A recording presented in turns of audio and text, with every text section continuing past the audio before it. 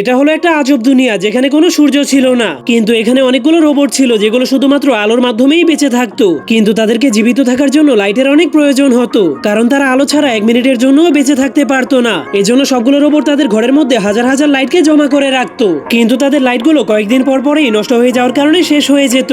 এজন্য সবগুলো রোবট একটা পুরনো গল্পকে অনেক বিশ্বাস করত, আর সেই গল্পটা হলো যদি কোনোদিন তারা সূর্যোদয় দেখতে পারে তাহলে তাদের পিঠ থেকে পাখা বের হয়ে আসবে, যার মাধ্যমে তারা উড়ে উড়ে এই অন্ধকার দুনিয়া থেকে চিরদিনের জন্য মুক্তি পেয়ে যাবে। এরপর জ্যাক নামের সেই রোবটটা তার রুমের মধ্যে বসে বসে একটা সূর্যের ছবি দেখছিল। তখন সে ধীরে ধীরে সেই সূর্যটাকে ছুঁতে শুরু করে দেয়, কিন্তু সে একদমই জানতো না যে এটা ছিল তার শুধুমাত্র একটা স্বপ্ন।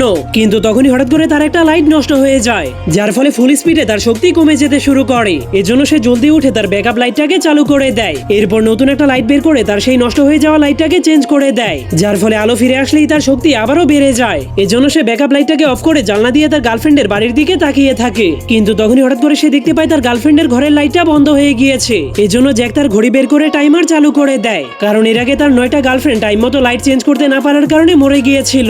এজন্য এখন কারো ঘরের লাইট বন্ধ হয়ে গেলেই জ্যাক অনেক ভয় পেয়ে যেত। তখন অনেক টাইম পার হয়ে যাওয়ার পরেও তার গার্লফ্রেন্ডের ঘরের লাইটটা জ্বলছিল না। এজন্য জ্যাক অনেক ভয় পেয়ে ব্যাকআপ লাইট নিয়ে জলদি করে তার গার্লফ্রেন্ডের ঘরের দিকে যেতে শুরু করে। কিন্তু সে দরজা খোলার পর দেখতে পায় সেই রুমটা খালি পড়ে আছে।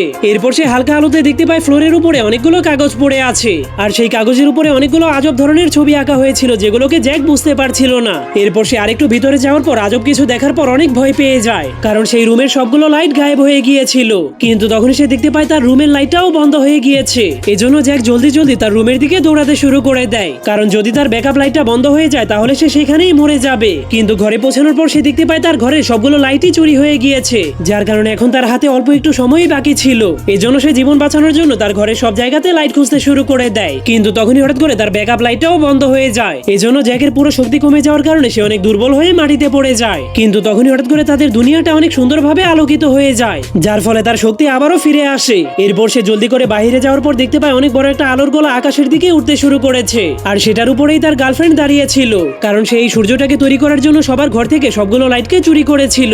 এরপর যখনই সে আরেকটা সার্কিট জোড়া লাগিয়ে দেয় তখনই আলো হাজার গুণে বেড়ে যায়, যার ফলে সবগুলো রোবটের শক্তি হাজার হাজার গুণে বেড়ে যায়। এমনকি তাদের সবার পিঠের ভেতর থেকে পাখাও বের হতে শুরু করে দেয়। কিন্তু তারা কখনোই ভাবতে পারেনি যে তাদের সেই পুরনো গল্পটা বাস্তবে পরিণত হয়ে যাবে। তখন জ্যাক তার পাখাটাকে নাড়ালেই সে বুঝতে পারে সে আকাশে উঠতে পারছে। এরপর সবগুলো রোবট এই অন্ধকার দুনিয়া থেকে মুক্তি পাওয়ার জন্য উড়ে উড়ে উপরের দিকে চলে যেতে শুরু করে। কিন্তু তখনই হঠাৎ করে সেই লাইট দিয়ে তৈরি করা সূর্যটা নিভে যায়, যার কারণে সবগুলো রোবট নিচে পড়ে যাওয়ার কারণে মরে যায়। কিন্তু যদি তারা ওড়ার চেষ্টা না করতো তাহলে হয়তো তারা আরো অনেক বছর বাঁচতে পারতো। শুধুমাত্র একটা মেয়ের কারণেই সবগুলো রোবটের জীবন নষ্ট হয়ে গিয়েছে।